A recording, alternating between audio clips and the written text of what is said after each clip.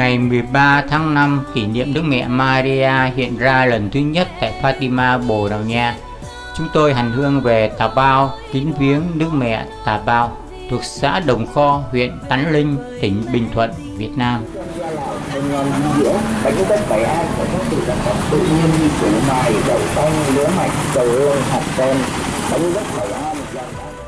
Khi chúng tôi tới nơi là 10 giờ, mà nhiều xe đưa đón khách hành hương vẫn chưa ra về hết, dù rằng thánh lễ đã kết thúc lúc 8 giờ 30.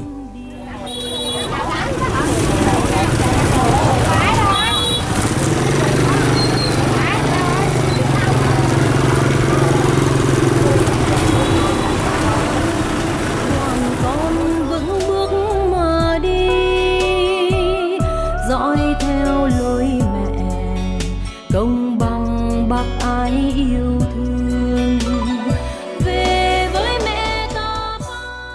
Tháng 2 năm 2018 khi chúng tôi đến đây và bây giờ thấy khác nhau nhiều.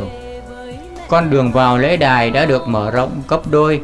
Các dãy hàng quán đã được thay bằng khoảng sân rộng trồng những hàng cây thẳng tắp.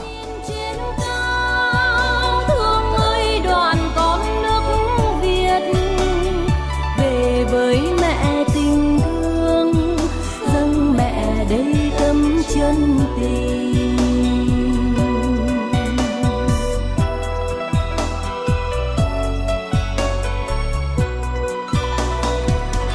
con yêu mẹ nhiều, về đây con xin một điều, xin mẹ một điều, ước nguyện con luôn khắc tâm là mọi người luôn đồng tâm nhất trí yêu thương, sống nói gương mẹ, sống tình yêu mến anh em.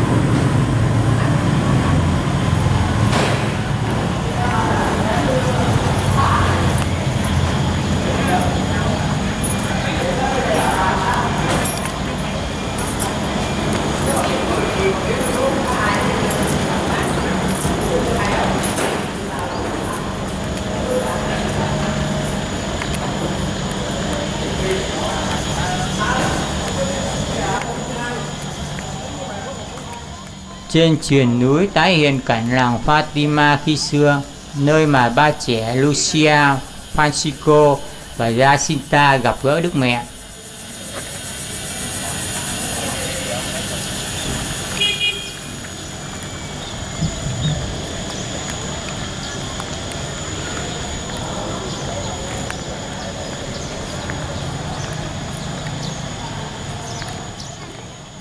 Tà Bao là tên đặt theo tiếng của dân tộc Cờ Ho, có nghĩa là một giấc mơ đẹp.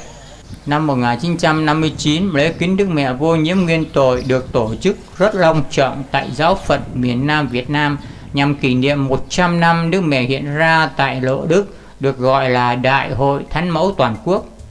Dịp này, Tổng thống Ngô Đình Diệm, một người theo đạo Công giáo, đã cho đặt 5 tượng đài Đức Mẹ ở miền Trung, miền Nam và cao nguyên Trung Phần, bao gồm Đức Mẹ Giang Sơn ở Đắk Lắk, Đức Mẹ Thác Mơ ở Phước Long, Đức Mẹ Phượng Hoàng ở Kon Tum, Đức Mẹ Trinh Phong ở Ninh Thuận và Đức Mẹ Tà Bao ở Bình Tuy, nay thuộc Bình Thuận. Vào ngày 8 tháng 12 năm 1959, Giám mục Marcelo Bisquet, Giám mục Giáo phận Nha Trang bây giờ, cùng với nhiều linh mục, tu sĩ và hàng ngàn tín hữu đã cử hành và thánh hóa tượng Đức Mẹ Tà Bao. Đây là một đại lễ tôn giáo tầm cỡ quốc gia lúc bấy giờ ở miền Nam Việt Nam.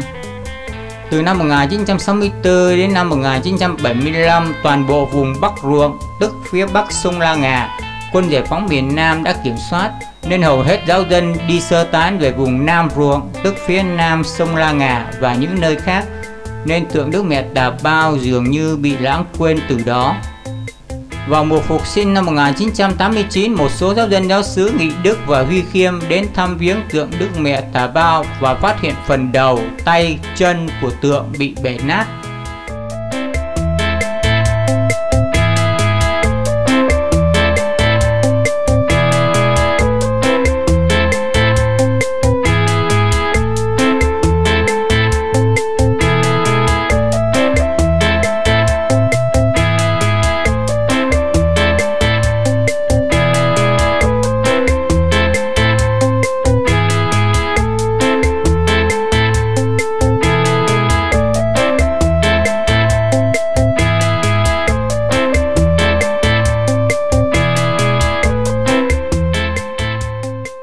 Khoảng cuối tháng 6 năm 1991, nhân dịp lễ hai thánh tông đồ Phêrô và Phaolô, những người này được sự cho phép và cổ vũ của giám mục Nicola Huỳnh Văn Nghi, giám mục giáo phận Phan Thiết bấy giờ, và sự khích lệ của linh mục Francisco Xavier Đinh Tân Thời, quản sứ Duy Cần cũ, nay là giáo xứ Gia An, đã đến nhờ nhà điêu khắc Lê Phát, hiện đang ở giáo xứ Ngũ Phúc, giáo phận Xuân Lộc, đắp vá và sửa sang lại tượng Đức Mẹ Tà Bao.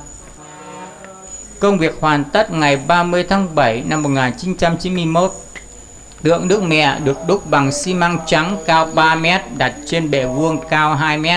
Từ hôm nay, tượng Đức Mẹ đứng trên núi Tà Bao thuộc huyện Tánh Linh, tỉnh Bình Thuận, Việt Nam, nơi mọi người có thể tôn kính và được Đức Mẹ Tà Bao ban phước.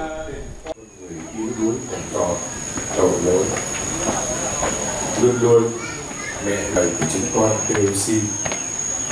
Hỡi mẹ đồng trinh bao nhiệm nguyên tội, con đến quỳ trước tôn nhan mẹ, con cảm thấy mình rất khốn nạn tội lỗi.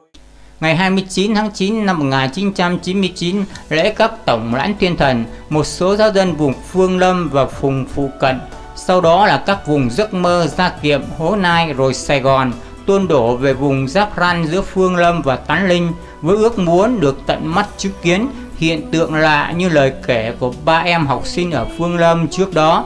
Các em cho rằng đã thấy Đức Mẹ hiện ra và bay về phía bên kia núi. Kể từ đầu năm 2000, nhiều đoàn người đổ xô về núi Tà Bao để hành hương. Từ đó đến nay, nhiều người Công giáo đã tường thuật lại nhiều câu chuyện lạ và ơn lạ xung quanh bức tượng Đức Mẹ Tà Bao. Sang người muôn phúc ân ban, về với mẹ Tà Bao, tim con hòa chung cõi lòng. Về với mẹ Tà Bao, dâng mẹ câu ca kính mến. Mẹ đứng nhìn trên cao, thương ơi đoàn con nước Việt. Về với mẹ tình thương, dâng mẹ đầy tâm chân tình. Về với mẹ tình thương, dâng mẹ. Có nhiều báo cáo từ những người tuyên bố rằng họ đã nhận được những ân sủng lớn từ Thiên Chúa thông qua Đức Mẹ. Tuy nhiên, điều kỳ diệu nhất là ở đây, từ một vùng xa xôi và vô danh, Đức Mẹ Tà Bao đã đưa nó trở thành một trong những nơi siêu nhiên nhất ở Việt Nam. Maria linh hồn tôi ơn lành, run như run thần tử thấy lòng nhàn, run như run hơi thở chạm tơ vàng, nhưng lòng vẫn thấm nhuần.